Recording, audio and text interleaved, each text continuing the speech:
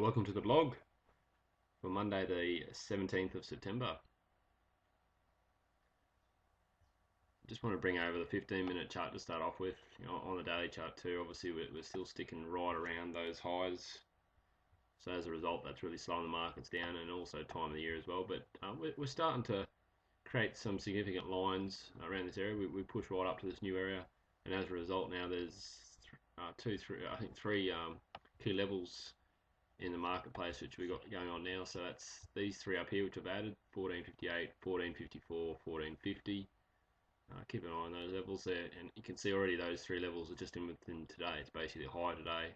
Round through the end of the day, certainly the market reacted to it, and then also it was nearly the bottom of the low of the day as well. And then these levels here below, they're previously from last week, which will still apply if we retrace back enough to come back and have a look at those.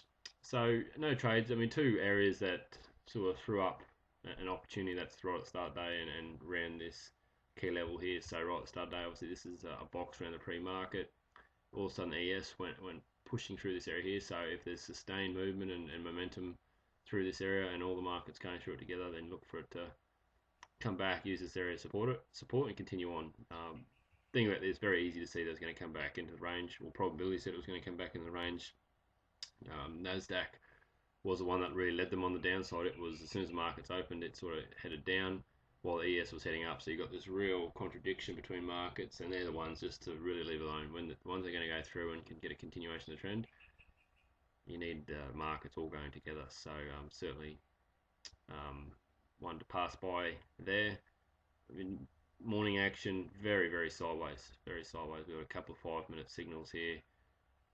Not even completely disregard them really, just because they're coming up by coincidence. Obviously in a tight ranging market like this, the predictive average is crossing and doing all sorts of things so that it's just going to come up with no sort of basis or solid trend behind them. So certainly wouldn't want to look at those, and then they're well away from key levels in the marketplace anyway.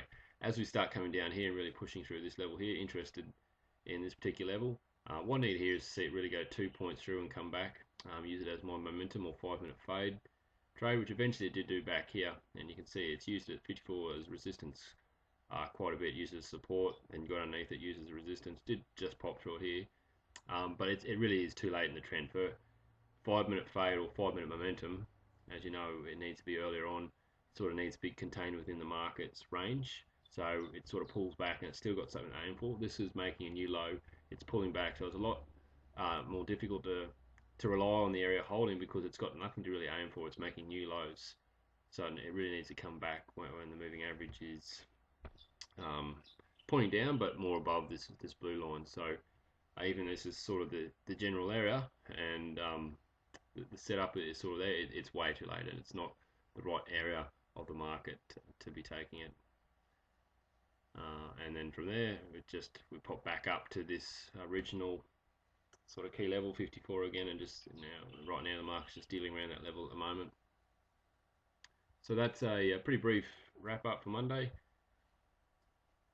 But hopefully these markets will start to pick up. We're getting some key levels in the marketplace now. We're heading towards the middle days of the week, which hopefully that brings an increased volume, and see what happens from there. But certainly over the last 6-7 days now, it's been quite lean as far as trading is concerned.